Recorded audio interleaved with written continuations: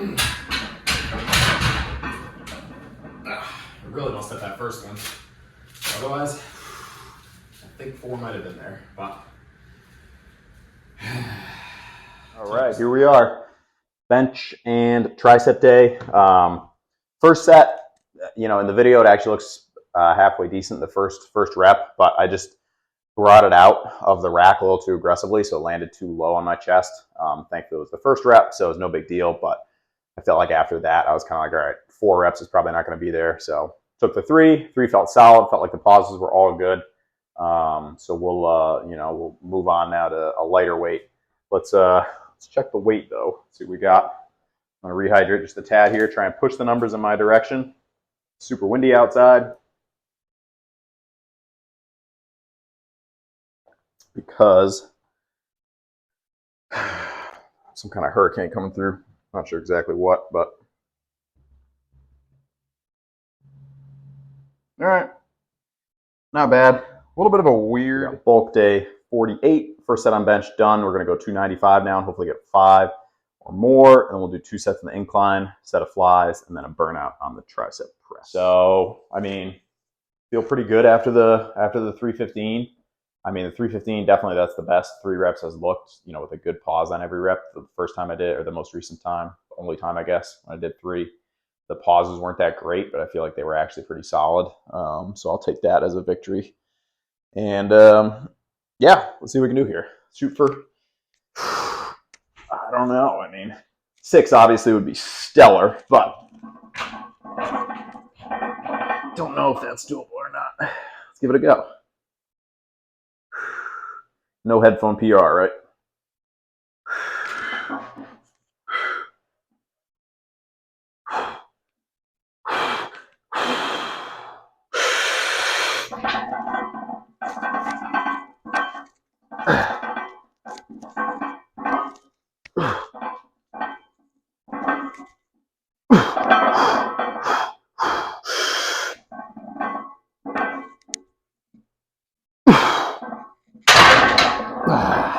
All right. Not bad. 4 solid, good pauses. All that means is we did some good work with 315, basically. That's how I look at it. If I know I put in good effort on my previous set, and then the next one's down a little bit, I'm like, all right, that just means we worked a little close to the limit. So all good. Feeling good about the pauses. We're going to rest it a little bit, and then we'll get some incline. All right, 225 in the incline. In between, I actually called the furnace people and was like, "We're still doing this today?" And they, of course, didn't know what was going on. So, yeah.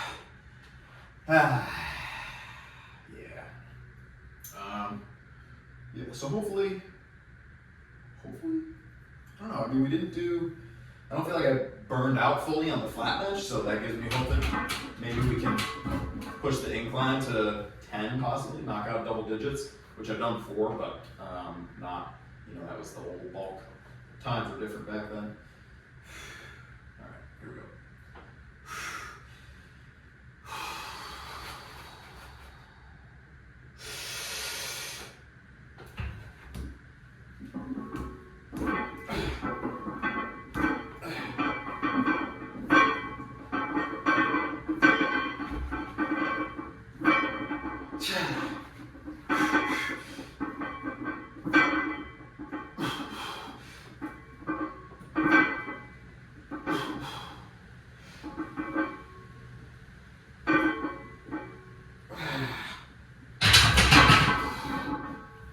Just 8.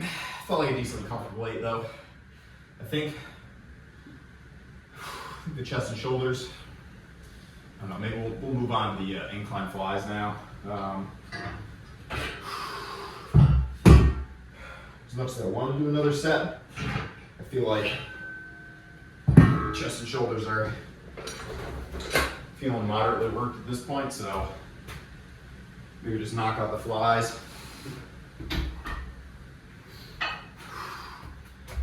And then we just got press downs. And then we are gonna do calves, but I might be doing, actually I'm definitely gonna do single leg calves because, hold on a second.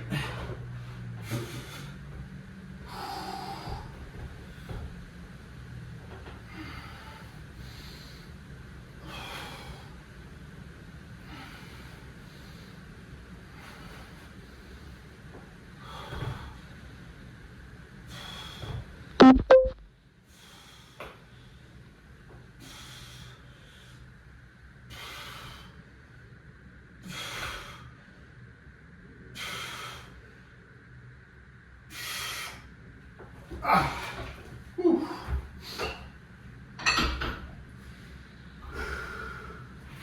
Let's get a quick drop down set here.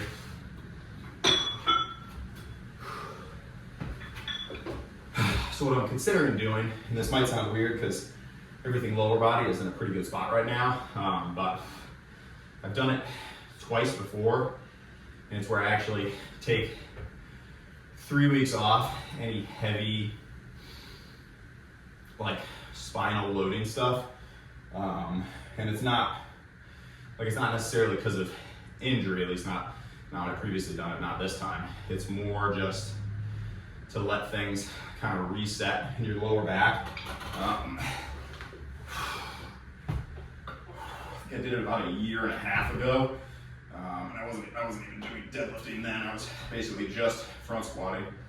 But I don't know, people have done scientific studies on this or what, but I tracked my height at the beginning and then the end.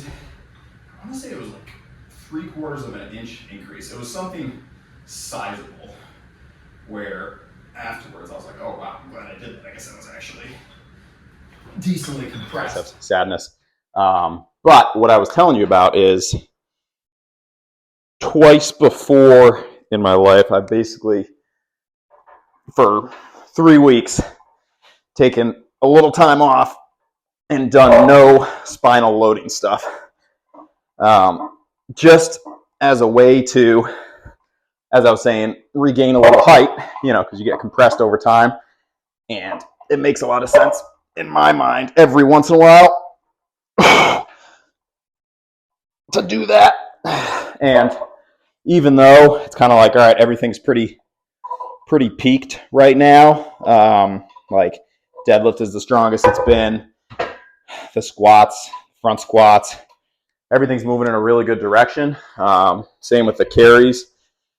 But that's kind of the time to do it, because everything's been pushed to new territory for a while now, and haven't really taken any time off and let the lower back reset. So I think that's probably part of why I've stabilized in the 520 range on the deadlifts.